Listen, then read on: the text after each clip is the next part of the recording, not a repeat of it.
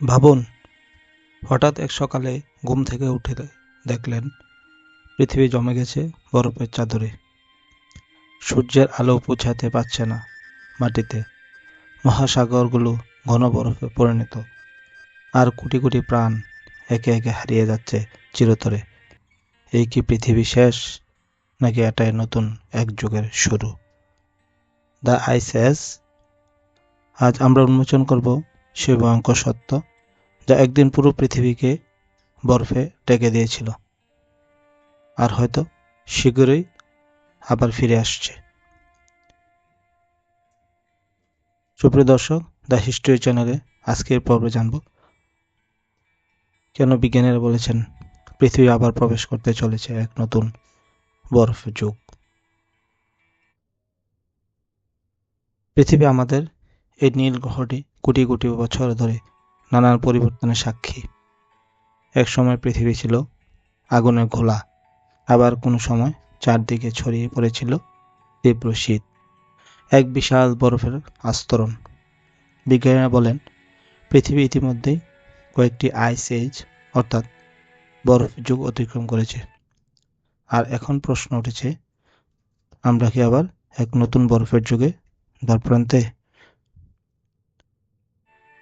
বরফ যুগের ইতিহাস প্রায় ২৬ লাখ বছর আগে থেকে শুরু হয়েছিল পৃথিবীর সর্বশেষ বড় বরফ যুগ, যা প্লেইস্টোসিন আইস এজ নামে পরিচিত। তখন পৃথিবীর বিশাল অংশ ঢাকা পড়েছিল বরফে।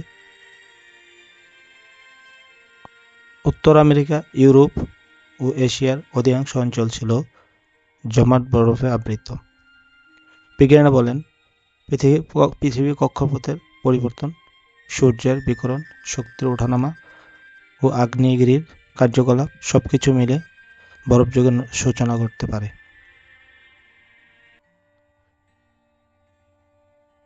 বর্তমান পরিস্থিতি, উষ্ণায়ন না বরফের পূর্বাভাস। আজ আমরা কথা বলি গ্লোবাল ওয়ার্মিং নিয়ে, যেখানে পৃথিবী ক্রমেই উষ্ণ হয়ে উঠছে।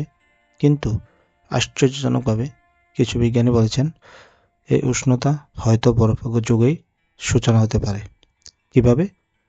উত্তর মেরু বরফ দ্রুত গলে গিয়ে সাগরের পানিতে মিশছে, যার ফলে সমুদ্র স্রোতের প্রাকৃতিক ভারসাম্য নষ্ট হচ্ছে। উদাহরণস্বরূপ, গালফ স্ট্রিম নামে পরিচিত গরম সমুদ্র স্রোত যদি থেমে যায় বা দুর্বল হয়, তবে ইউরোপ ও উত্তর আমেরিকা ভয়ঙ্কর ঠান্ডায় ঢেকে যেতে পারে এক নতুন ক্ষুদ্র বরফ যুগে। পৃথিবীর ভাগ্যে কি আছে সামনে? বিজ্ঞানীরা 3টি সম্ভাবনা দেখছেন: মিনি আইস এজ, ক্ষুদ্র বরফ যুগ, সূর্যের বিকিরণ শক্তি কিছু সময়ের জন্য কমে গেলে পৃথিবী কয়েক দশকের জন্য ঠান্ডা আবহাওয়া ফিরে আসতে পারে। 2 নম্বর, এক্সট্রিম ক্লাইমেট শিফট, জলবায়ু পরিবর্তনের কারণে কিছু অঞ্চল তীব্র গরমে আর কিছু অঞ্চল হিমশীতল হয়ে উঠবে। 3 নম্বর, ফুল আইস এজ, যদি প্রকৃতির চক্র, সূর্য পরিবর্তন ও মানবসৃষ্ট কার্বন নির্গমন একসাথে মিলে যায়, তবে জাহাজ বছরের মধ্যে পূর্ণ বরফ যুগও ফিরে আসতে পারে।